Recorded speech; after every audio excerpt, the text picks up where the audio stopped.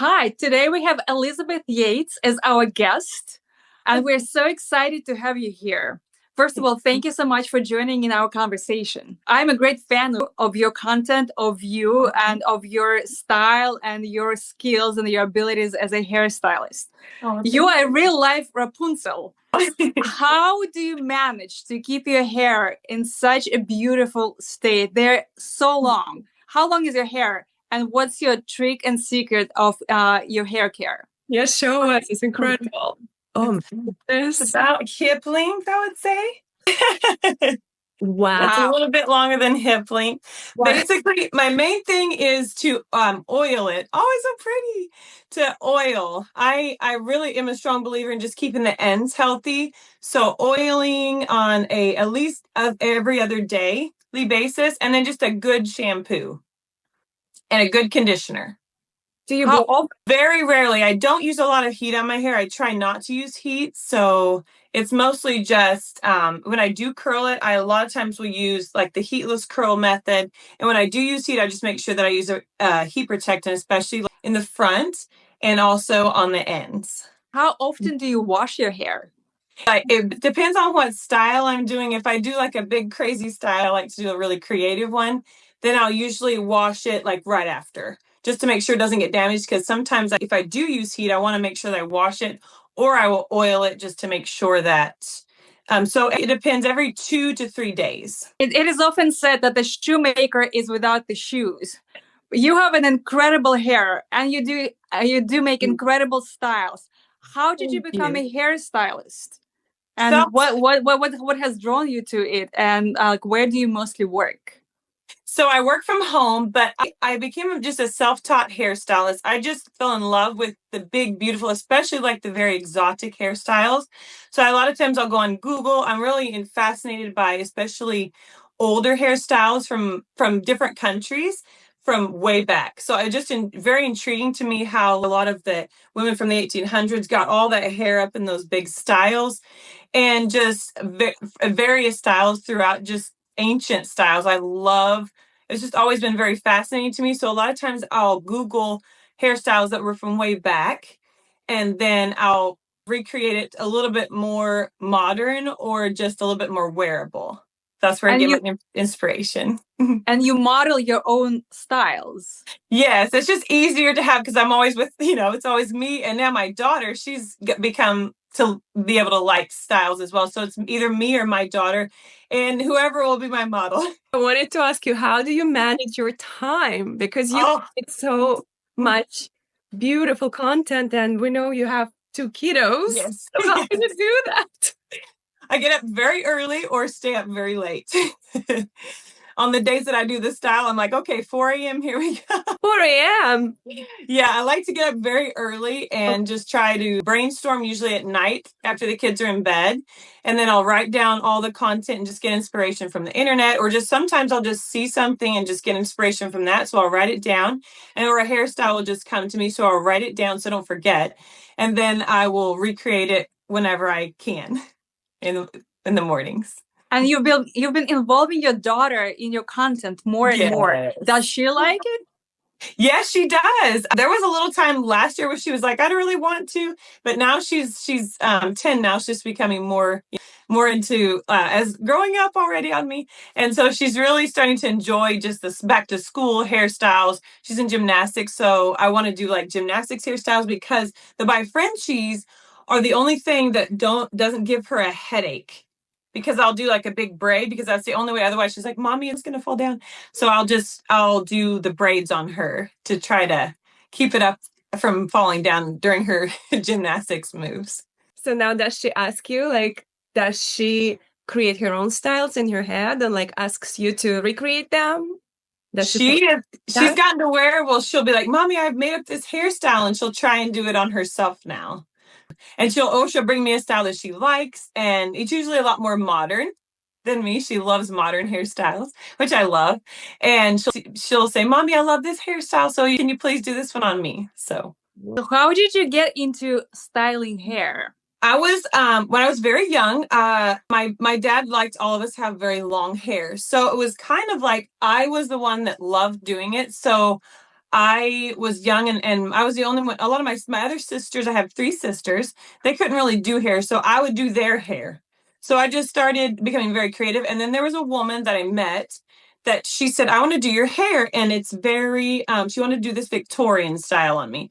So she did this Victorian style on me and I absolutely loved it. So she was basically my inspiration for starting. I was like, I love this style. And it was just beautiful. She did this big puff and then she did a twist in the back with curls on top. That it was very Victorian.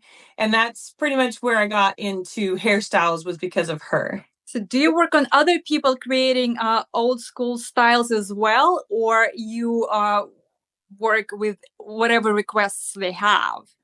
I will do whatever requests they have. I've done hairstyles for prom, for a little girl had a beauty pageant I did back in the day, and just whatever hairstyle they want. If they bring me a picture that they like, then I can try and create that style. Amazing. Do you ever take breaks, or it's something in you that, like, your passion is so strong, you just have to do it?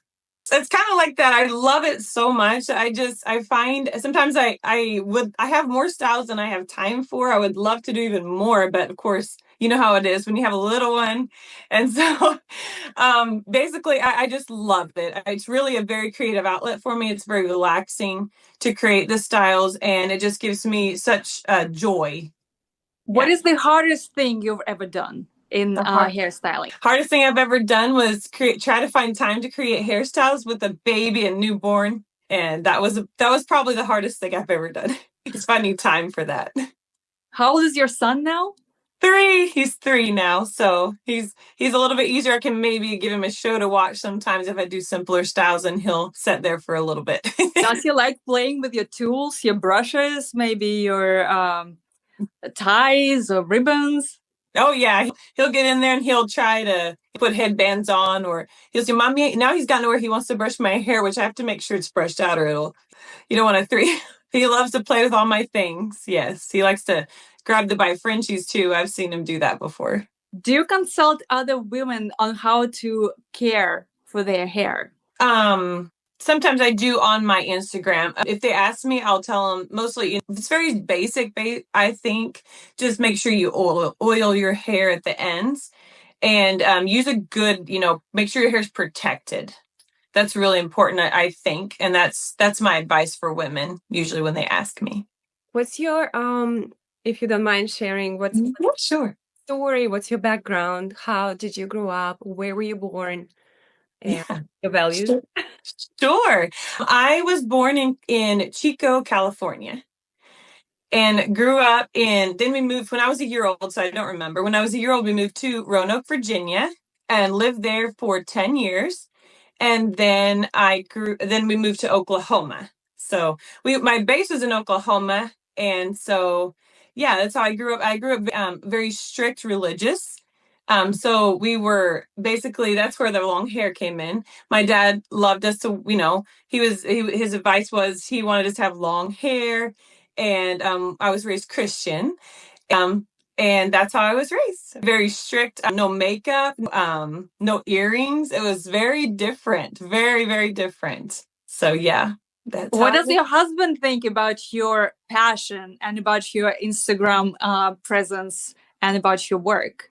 He is honestly the sweetest person. He is, some of you know, he's from Guatemala.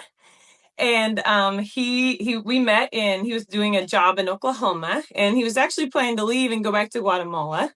And then he met me and he stayed. Now he's still here. So been here. He's been with me 15 years now.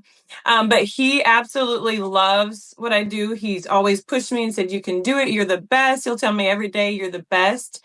And he is very, very, very supportive of what I do. So once I started out, he was the only one working. So he bought me a camera. He bought me the background. He bought me the lights, everything I needed to be able to film. So just 100% very supportive.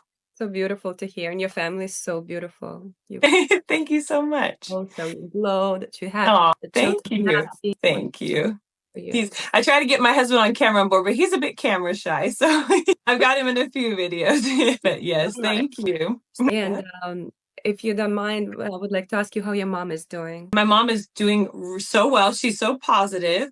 She's now sitting up again. She was laying on the couch for months. I've been there taking care of her. She's really doing well. Today she did her another chemo treatment, and supposed to be the last one, but she has to go and do a PET scan to make sure all the cancer's gone. So that's what we're hoping for. But she's doing really well. She's keeping her weight up now. She's eating really well. And we're just doing as many home remedies as we can, like green juice, and just feeding her vitamins and just keeping as much as we can, good things in her. So that way she has strength. But she's done incredibly well. She is such a strong woman. We are glad to hear that. Thank you for sharing. I know it's very personal and vulnerable. Not at all. No problem at all. I'm happy that you asked, and it just means so much to me that you all have messaged me and asked about her. It's just incredibly touching to me that you guys are concerned and ask about her. So I don't mind. No problem. What are you looking for in the next few months? Just more connection with my followers, just more personal connection. That's the most important thing to me. And obviously I would love to grow. And but I mostly I just want to do something. My main goal is just to make it fun and make it something that I really been passionate about. How did you discover Frenchies? I discovered them from, actually her name was Gina.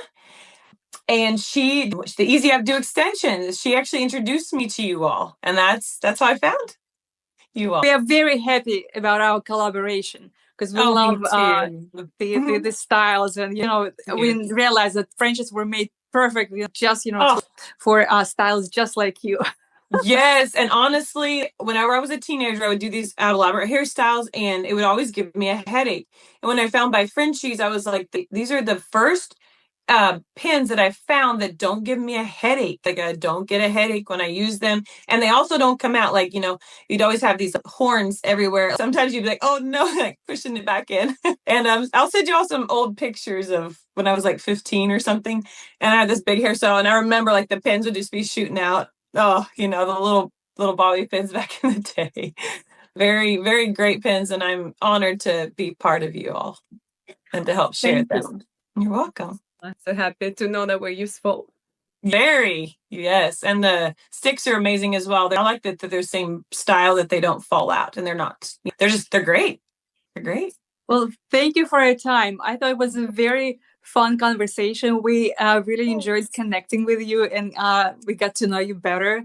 And, I feel like real connection. Yes, me too. So, thank you so much.